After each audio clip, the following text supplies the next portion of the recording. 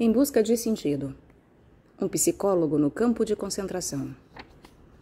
Por Viktor Frankl. Tradução de Walter O. Schlupp e Carlos C. Avellini. Revisão técnica de Helga H. Reinhold. Editora Vozes e Editora Sinodal. Canal Le Conde. Caros ouvintes, caso gostem do que aqui será lido, comprem e adquiram um livro. Caso gostem do meu trabalho e queiram auxiliá-lo, centavos serão muito bem-vindos, sendo possível doá-los via Pix Apoia Seu Vaquinha. Os links todos estão no descritivo. Também é possível auxiliar este canal comprando livros que chegam até mim pela lista de desejos da Amazon. E por favor, curtam, compartilhem, comentem, inscrevam-se no canal. Tudo isso também faz diferença em termos de engajamento. Muito obrigada pela presença. A todos uma boa escuta. Prefácio à edição norte-americana de 1984. O escritor e psiquiatra Viktor Frankl costuma perguntar a seus pacientes que estão sofrendo muitos tormentos grandes e pequenos: por que não opta pelo suicídio? É a partir das respostas a esta pergunta que ele encontra frequentemente as linhas centrais da psicoterapia a ser usada. Num caso, a pessoa se agarra ao amor pelos filhos. Em outro, há um talento para ser usado. E num terceiro caso, velhas recordações que vale a pena preservar. Tecer estes débeis filamentos de uma vida arruinada para construir com eles um padrão firme, com sentido e responsabilidade, este é o objetivo e o desafio da logoterapia, versão da moderna análise existencial elaborada pelo próprio Dr. Frankl. Neste livro, o Dr. Frankl descreve a experiência que o levou à descoberta da logoterapia. Prisioneiro durante longo tempo em campos de concentração, onde seres humanos eram tratados de modo pior do que se fossem animais, ele se viu reduzido à existência nua e crua. O pai, a mãe, o irmão e a esposa de Viktor Frankl morreram em campos de concentração ou em crematórios. E, exceto sua irmã, toda a sua família morreu nos campos de concentração. Como foi que ele, tendo perdido tudo o que era seu, com todos os seus valores destruídos, sofrendo de fome, do frio e da brutalidade, esperando a cada momento a sua exterminação, como foi que conseguiu encarar a vida como algo que valia a pena preservar? Um psiquiatra que passou pessoalmente por tamanha experiência certamente tem algo a dizer. Ele, mais que ninguém, pode ser capaz de ver a nossa condição humana com sabedoria e compaixão. As palavras do Dr. Frankl têm um acento profundamente honesto, porque estão baseadas em experiências tão profundas que impedem qualquer distorção. O que ele tem a dizer ganha um prestígio devido à sua atual posição na Faculdade de Medicina da Universidade de Viena e por causa do renome das clínicas logoterapêuticas que hoje estão funcionando em muitos países, segundo o padrão da famosa Policlínica Neurológica de Viktor Frankl, em Viena.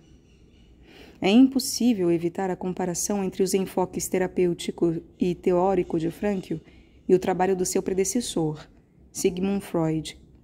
Os dois médicos se preocuparam basicamente com a natureza e a cura das neuroses. Freud encontra a raiz destas desordens angustiantes na ansiedade causada por motivos inconscientes e conflitantes. Frankl distingue várias formas de neurose e atribui algumas delas, as neuroses noogênicas, à incapacidade de encontrar um sentido e um senso de responsabilidade em sua existência. Freud acentua as frustrações da vida sexual, Frankl, a frustração da vontade de sentido. Na Europa hoje há uma forte tendência a um distanciamento de Freud e a uma aproximação da análise existencial, que assume várias formas, entre elas a escola de logoterapia. Frankl não repudia a postura de Freud, e isso é típico da sua atitude tolerante, mas constrói seu trabalho de bom grado sobre as contribuições freudianas. Tampouco ataca outras formas de terapia existencial, mas aceita com satisfação o parentesco da logoterapia com elas. Esta narrativa, embora breve, é muito bem construída e atraente. Por 2 vezes eu a li sem levantar uma só vez da poltrona, incapaz de me afastar do fascínio de suas palavras. Em algum momento, depois da metade da história, o Dr. Frankl introduz sua própria filosofia logoterapêutica, mas o faz de modo tão suave ao longo da narrativa que só depois de terminar a leitura é que o leitor percebe tratar-se de um profundo ensaio e não apenas de uma história sobre as brutalidades dos campos de concentração. O leitor pode aprender muito com este fragmento autobiográfico. Ele percebe o que um ser humano faz quando subitamente compreende que não tem, abre aspas, nada a perder senão sua existência tão ridiculamente nua, fecha aspas. Frankl faz uma cativante descrição do misto de emoção e apatia. Primeiro surge uma fria e distante curiosidade de saber o próprio destino.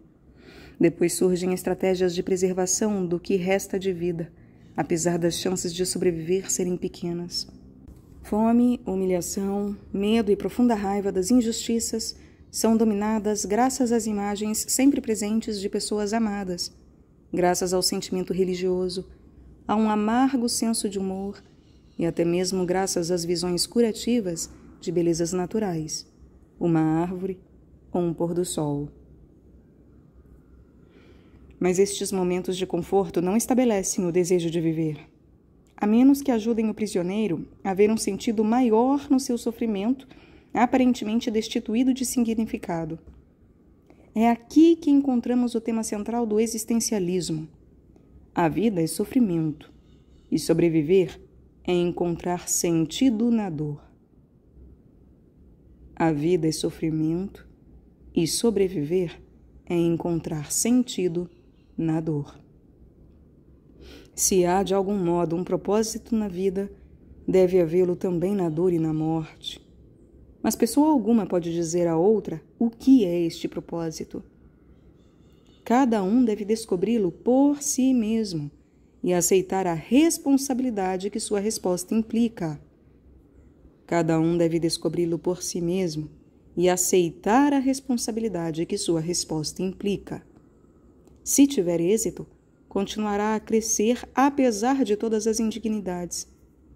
Frankl gosta de citar esta frase de Nietzsche, abre aspas, quem tem por que viver pode suportar quase qualquer como.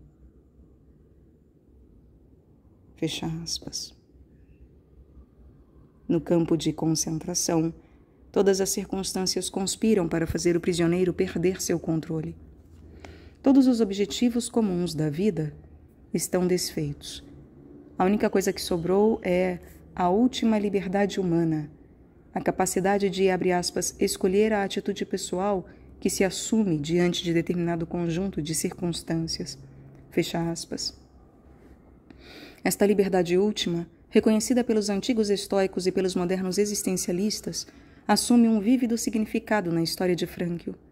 Os prisioneiros eram apenas cidadãos comuns, mas alguns, pelo menos, comprovaram a capacidade humana de erguer-se acima do seu destino externo ao optarem por serem dignos de seu sofrimento. Naturalmente, o autor, como psicoterapeuta, deseja saber como se pode ajudar as pessoas a alcançar esta capacidade exclusiva dos humanos. Como se pode despertar num paciente o sentimento de que é responsável por algo perante a vida, por mais duras que sejam as circunstâncias? Frankl nos dá um emocionante relato de uma sessão terapêutica que teve com seus companheiros de prisão. Respondendo a um pedido do editor, o Dr. Frankl acrescentou à sua autobiografia uma exposição breve, mas clara, dos pontos básicos da logoterapia. Até agora, a maior parte das publicações desta terceira escola vienense de psicoterapia, as anteriores são as de Freud e Adler, têm aparecido em alemão. Assim, o leitor gostará de ter um texto adicional de Frankl complementando sua narrativa pessoal. Ao contrário de muitos existencialistas europeus, Frankl não é nem pessimista nem antirreligioso. Ao contrário, para um escritor que enfrenta com coragem a ubiquidade do sofrimento e das forças do mal, Ele assume uma visão surpreendentemente positiva da capacidade humana de transcender sua situação difícil e descobrir uma adequada verdade orientadora. Recomendo sinceramente este pequeno livro, porque é uma obra-prima da narrativa dramática focalizada sobre os mais profundos problemas humanos. Tem méritos literários e filosóficos, e fornece uma estimulante introdução a um dos mais significativos movimentos psicológicos de nossos dias. Gordon W. Allport. Prefácio do autor à edição de 1984. Este livro já viveu o suficiente para entrar na 73ª impressão em inglês, além de ter sido publicado em outras 19 línguas. Apenas as edições em inglês venderam quase 2,5 milhões de exemplares. Estes são os fatos, e é possível que eles sejam um motivo pelo qual os repórteres de jornais norte-americanos, e especialmente das emissoras de televisão, começam suas entrevistas, depois de listarem estes fatos, com a exclamação: Dr. Frankl, seu livro se transformou num autêntico best-seller. Como você se sente com tamanho sucesso? Ao que costumo responder que, em primeiro lugar, vejo no status de best-seller do meu livro não tanto uma conquista e realização de minha parte, como uma expressão da miséria dos nossos tempos. Se centenas de milhares de pessoas procuram um livro cujo título promete abordar o problema do sentido da vida, deve ser uma questão que está incomodando-as muito. Certamente, algo mais pode ter contribuído para o impacto do livro. Sua segunda parte, teórica, Conceitos Fundamentais da Logoterapia, focaliza a lição que o leitor pode ter tirado da primeira parte, o relato autobiográfico, experiências num campo de concentração, enquanto que esta serve como validação existencial das minhas teorias. Assim, as duas partes dão credibilidade uma à outra. Eu não tinha nada disso em mente quando escrevi o livro em 1945, e o fiz no espaço de tempo de 9 dias, com a firme determinação de ter o livro publicado anonimamente. Com efeito, a primeira impressão da versão original alemã não mostra o meu nome na capa, apesar de, na última hora, eu haver finalmente cedido a meus amigos, que estavam insistindo comigo para que deixasse o livro ser publicado com o meu nome, pelo menos na página de rosto, onde vai o título. Inicialmente, no entanto, havia sido escrito com a absoluta convicção de que, como obra anônima, nunca daria fama literária a seu autor. Havia querido simplesmente transmitir ao leitor, através de um exemplo concreto, que a vida tem um sentido potencial sob quaisquer circunstâncias, mesmo as mais miseráveis. E considerava que, se a tese fosse demonstrada numa situação tão extrema como a de um campo de concentração, meu livro encontraria um público. Consequentemente, me senti responsável pela tarefa de colocar no papel o que eu havia vivido. Pensava que poderia ser útil a pessoas que têm inclinação para o desespero. Parece-me algo ao mesmo tempo estranho e notável o fato de que, entre as dúzias de livros que escrevi, precisamente este que pretendia publicar anonimamente de modo que nunca desse reputação a seu autor, se transformasse num sucesso. Em consequência, não canso de alertar meus alunos, tanto na Europa como nos Estados Unidos, abre aspas, não procurem o sucesso. Quanto mais o procurarem e o transformarem num alvo, mais vocês vão errar. Porque o sucesso, como a felicidade, não pode ser perseguido. Ele deve acontecer. E só tem lugar como efeito colateral de uma dedicação pessoal a uma causa maior que a pessoa, ou como um subproduto da rendição pessoal a outro ser. A felicidade deve acontecer naturalmente, e o mesmo ocorre com o sucesso. Vocês precisam deixá-lo acontecer, não se preocupando com ele. Quero que vocês estudem o que sua consciência diz que devem fazer e coloquem-no em prática da melhor maneira possível. E então vocês verão que a longo prazo, estou dizendo, longo prazo, o sucesso vai persegui-los, precisamente porque vocês esqueceram de pensar nele. Fecha aspas. Se o texto do livro a seguir transmite, prezado leitor, uma lição que pode ser tirada de Auschwitz, O texto do parágrafo acima pode dar uma lição tirada de um best-seller involuntário. Quanto a esta nova edição, foi acrescentado um capítulo para atualizar as conclusões teóricas do livro. Tirado de uma palestra que pronunciei como presidente honorário do 3º Congresso Mundial de Logoterapia, no Auditorium Maximum da Universidade de Regensburg, na República Federal da Alemanha, ele forma agora o pós-escrito de 1984 a este livro e é intitulado A Tese do Otimismo Trágico. O capítulo se refere a preocupações dos dias de hoje e como é possível dizer sim à vida, apesar de todos os aspectos trágicos da existência humana. Espera-se que um certo otimismo com relação ao nosso futuro possa fluir das lições retiradas do nosso trágico passado. Viena, 1983. Primeira parte. Em busca de sentido. Um psicólogo no campo de concentração. Este livro não trata de fatos e acontecimentos externos, mas de experiências pessoais que milhares de prisioneiros viveram de muitas formas. É a história de um campo de concentração visto de dentro, contada por um dos seus sobreviventes. Não vamos descrever os grandes horrores, já bastante denunciados, embora nem sempre se acredite neles, mas sim as inúmeras pequenas torturas. Em outras palavras, tentarei responder a seguinte pergunta: de que modo se refletia na mente do prisioneiro médio a vida cotidiana do campo de concentração? Diga-se de antemão que as experiências aqui relatadas não se relacionam tanto com acontecimentos nos campos de concentração grandes e famosos, mas com os que ocorreram em suas famigeradas filiais menores. É fato notório que justamente estes campos mais reduzidos eram autênticos locais de extermínio. Em pauta estará aqui não a paixão e morte dos grandes heróis e mártires, mas a das pequenas vítimas, a pequena morte da grande massa. Não vamos nos ocupar com aquilo que o capo, que são prisioneiros que dispunham de privilégios, nem este ou aquele prisioneiro renomado sofreu ou tem de contar, mas vamos tratar da paixão do prisioneiro comum e desconhecido. Este último não usava distintivo em forma de braçadeira e era desprezado pelos capos. Enquanto ele passava fome até morrer de inanição, os capos, mais uma vez capos, são os prisioneiros que dispunham de privilégios, os capos não passavam mal.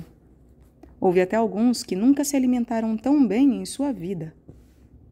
Do ponto de vista psicológico e caracterológico, esse tipo de pessoa deve ser encarado antes como os SS, ou os guardas do campo de concentração. Os capos tinham se assemelhado a eles, psicológica e sociologicamente, e com eles colaboravam. Muitas vezes eram mais rigorosos que a guarda do campo de concentração, e eram os piores algozes do prisioneiro comum, chegando, por exemplo, a bater com mais violência que a própria SS. Afinal, de antemão, somente eram escolhidos para capos aqueles prisioneiros que se prestavam a este tipo de procedimento.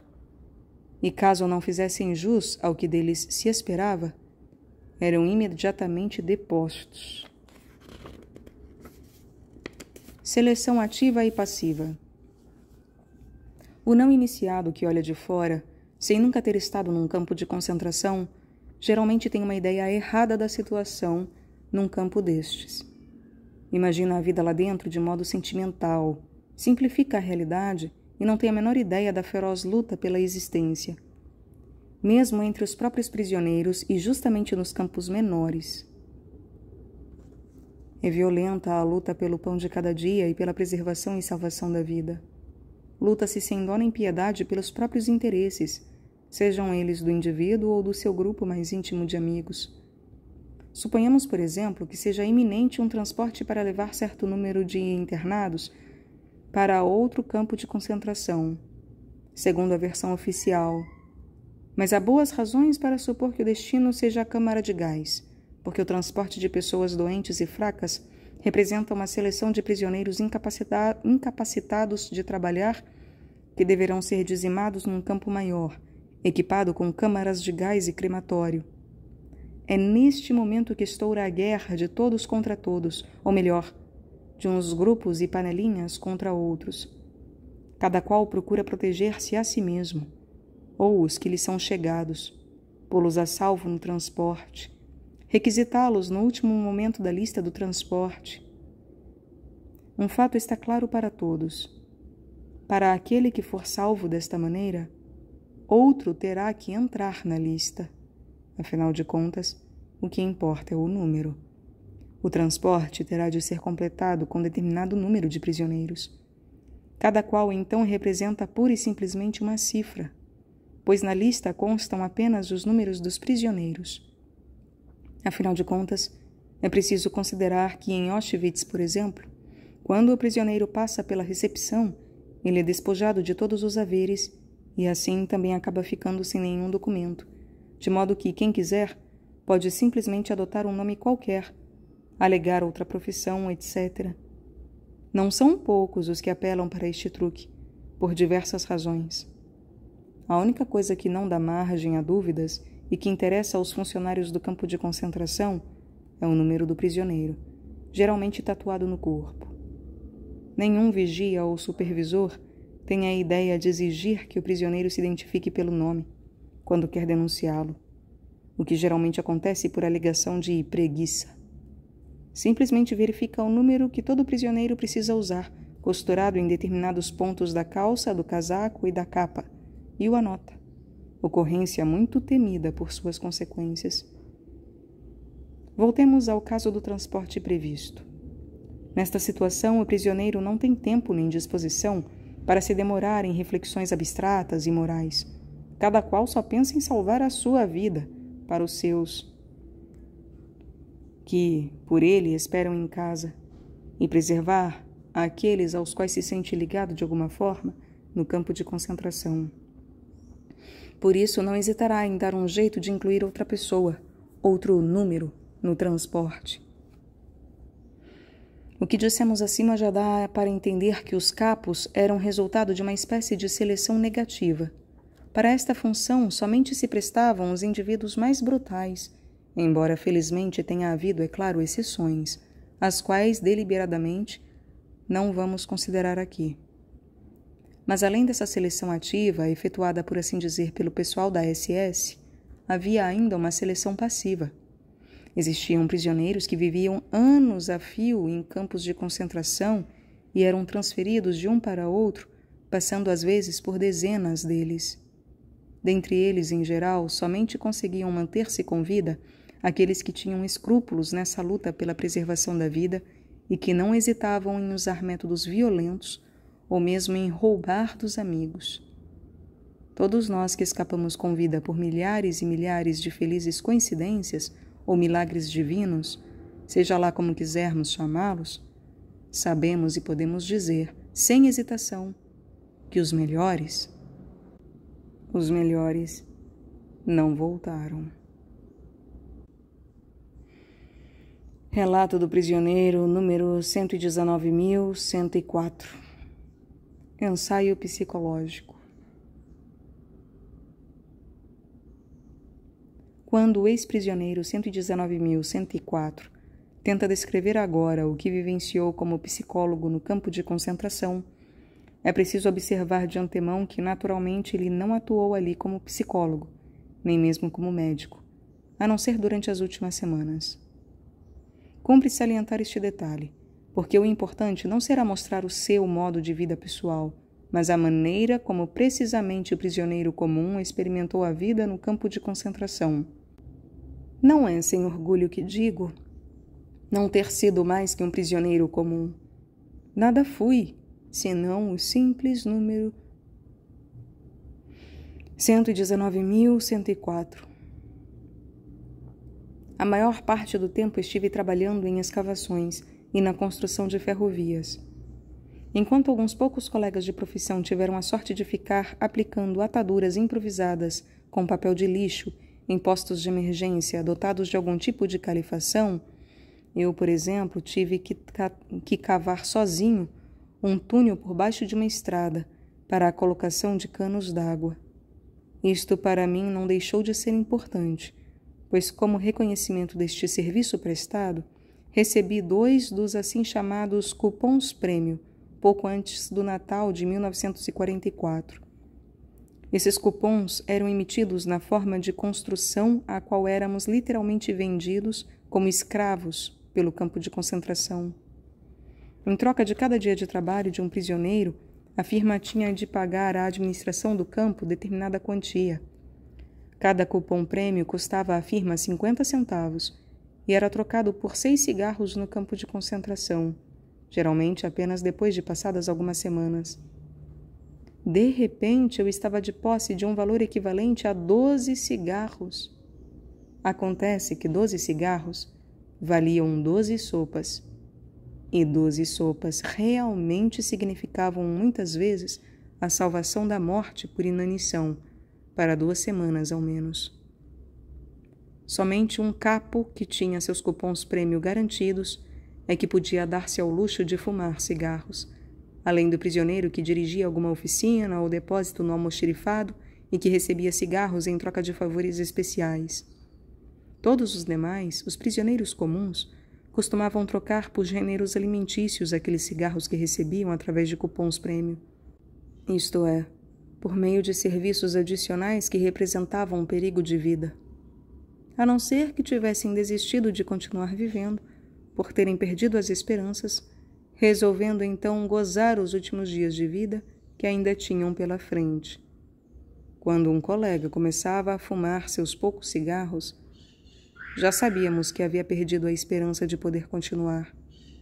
E, de fato, não aguentava mais.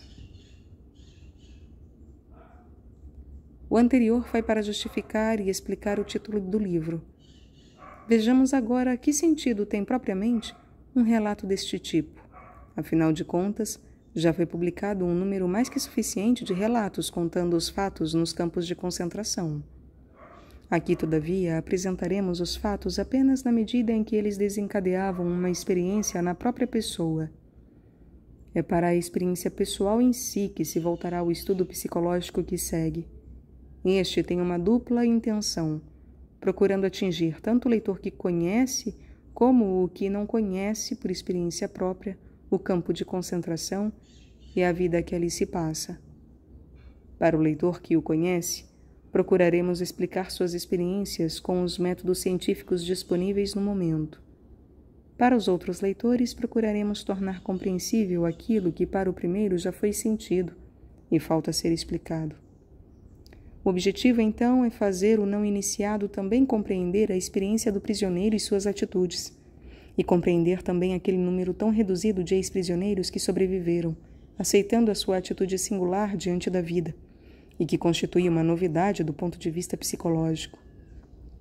Pois a atitude dos sobreviventes não é sempre fácil de compreender. Frequentemente ouvimos essas pessoas dizerem: não gostamos de falar sobre a nossa experiência. Não é necessária nenhuma explicação para quem esteve num campo. E a quem não esteve, jamais conseguiremos explicar o que havia dentro de nós, nem tampouco o que continuamos sentindo hoje. É muito difícil fazer uma exposição metódica desse tipo de investigação psicológica. A psicologia exige distanciamento científico. Será que a pessoa que experimentou a vida no campo de concentração teria o distanciamento necessário durante a experiência? Ou seja, na época em que precisou fazer as respectivas observações?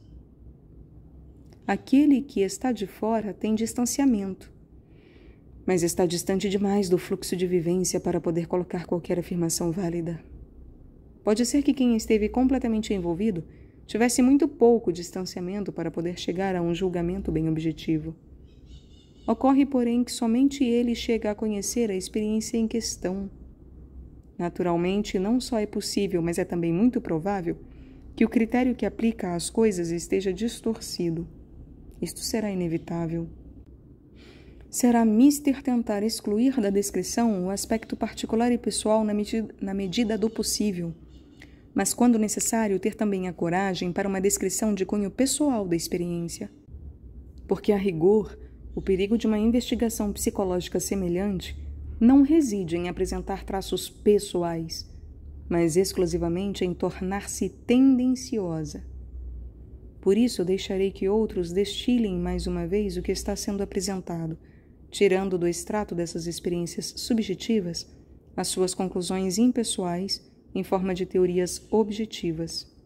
Essas teorias psicológicas poderiam ser uma contribuição à psicologia ou psicopatologia do encarceramento, investigada há décadas. Já a Primeira Guerra Mundial mostrou a doença do arame farpado dos primeiros campos de concentração. Devemos à Segunda Guerra Mundial a ampliação do nosso conhecimento sobre a psicopatologia das massas, para parafrasear o título de um livro bastante conhecido de Le Bon. Ela nos trouxe a guerra dos nervos e todas as experiências do campo de concentração. Neste ponto, quero mencionar que inicialmente não pretendia publicar este livro com o meu nome, mas apenas indicando o meu número de prisioneiro. A razão disto estava na minha aversão a todo e qualquer exibicionismo com relação às experiências vividas. O manuscrito já estava concluído quando me convenceram de que uma publicação anônima comprometeria o seu próprio valor, visto que a coragem da confissão eleva o valor do testemunho.